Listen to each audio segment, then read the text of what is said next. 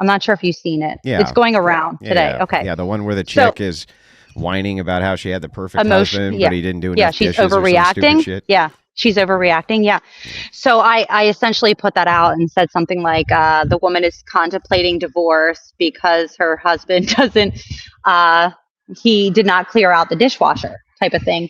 And when I was met with kind of what you guys have been speaking about all this time, when I was met with women like, well, if it's not a big deal and he doesn't want a divorce, he can just unload the dishwasher. But to me, it was, we are thinking of divorcing our husband, who she admitted was a good man and a good father, because of this one thing that he forgot. Because they don't care. So, yeah, like, just so you understand, I've had just thousands upon thousands of conversations with women all over the world, between all age brackets, all professions.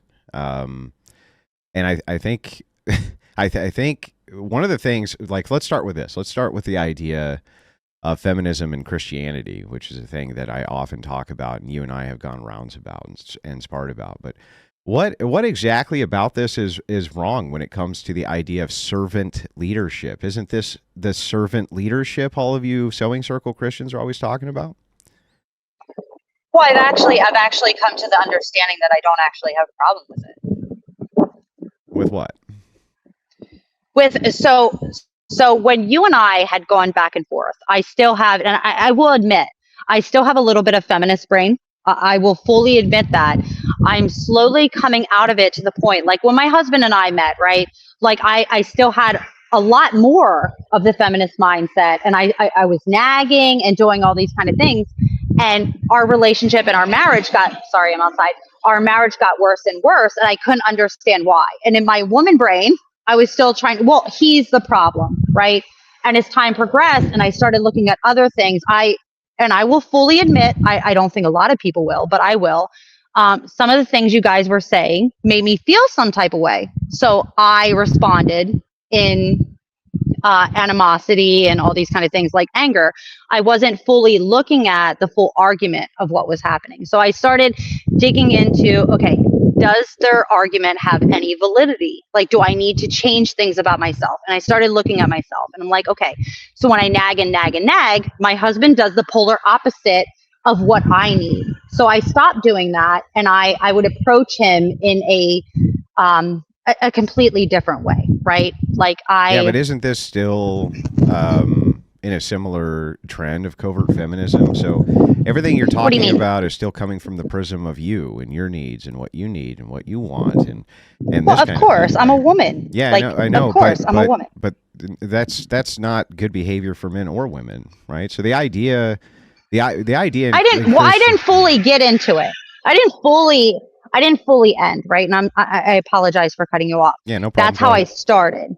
Yeah, so that's how I started. And then when I started to realize, so my husband specifically, he works 12-hour shifts. And I did feel some type of way about certain things that weren't being done.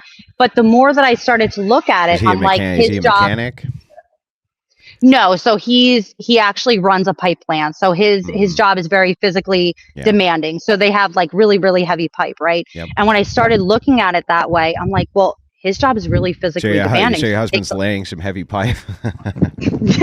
Yeah, stop it. Let me get where I'm going. Let me get where I'm going. Go ahead. So I was just saying, he's going to be more physically spent than my job working with high schoolers, right? Mine is more emotional, his is more physical. So obviously when he's home, he wants to relax and not do so much because his job is more physically demanding. So I'm like, okay, so it's not a big deal. Mine is more mentally draining. I'm still physically completely there. My body is ready, able. His body is not. So I started doing more things around the house from the understanding and the point of view that my husband works really physically hard. So his body is hurting, and he started having back problems, which really put things in perspective for me of everything that he's willing to do for our house and our family and all these kind of things. So I do, and feminists, I'm sure you understand, feminists hate this about me. I work outside of the home, and I still do 98 to 99% of everything that happens in the household. He takes care of like mowing and all these kind of things. But it started to make sense and resonate with me that the labor, like what women say and what I've been being told today, the division of labor, I'm sure you understand the argument. The division of labor is different between men and women. I actually think my husband does more, even if I'm doing almost 100% of the household stuff and still working outside of the home. The division of labor, I would actually say my husband is probably doing more. Does that make sense? So I am Yeah. starting to see it. So I do see the physical toll that it's taking on his body, Well, and I'm starting what to. if he wasn't? What if you did slightly more labor? What do you mean? Well, so like let's say for a second that inside your brain you did like some calculation and it ended up being that you were doing more housework combined with actual work than he was. Let's say he worked a couple hours a week less and he didn't do as much like yard work and yard maintenance and stuff like that. Would you still have the same attitude? If he still has the same job, absolutely, because his job is more physically demanding than mine. What if it wasn't though? What if it wasn't more physically demanding? Would you still have the same attitude then? What? Okay, so I want clarification just so there's no misunderstanding. So, like, are you saying our job is kind of the same physically? Yeah. At this point, a lot of people are going to disagree with me. I probably would, because my ultimate goal is to try to help him, and I'm starting to see that my goal is to help him and kind of be the help meet type of thing. And honestly, I want to do the things in the home. I want to take care of the children and all these kind of things. So I would say yes. Yeah. So then the idea there is actual submission, right? So the reason the sewing circle Christians will get so angry with you, and the reason so many of these covert feminists on the right will get so angry with you, and don't get me wrong, there's plenty of left-wing feminists, but they're easier to spot.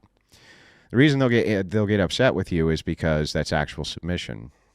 They don't like submission. They want this bizarre servant leadership model, which operates like this: he's the servant and you're the leader. That's how it actually operates in real time.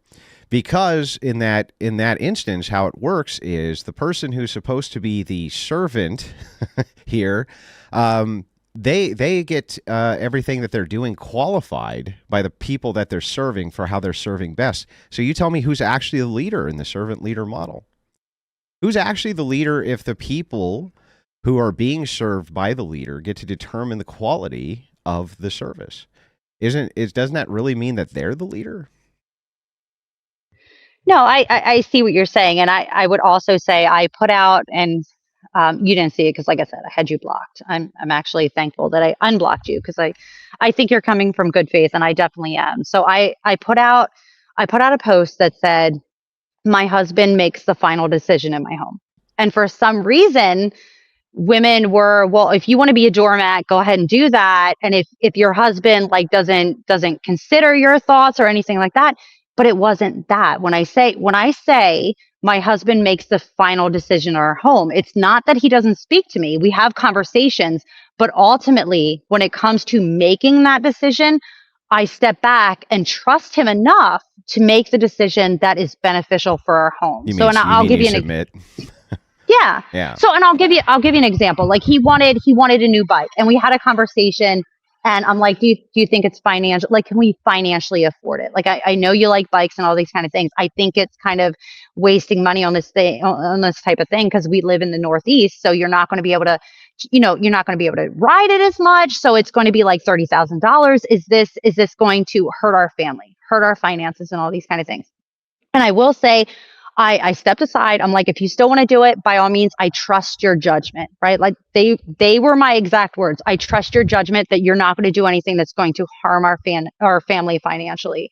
And I will say, my husband made the decision. Yes, I still want a new bike, right? And I fully support that. But what he did was he found a bike and he's like, listen, this one is half of the cost. And I'm like, you know what?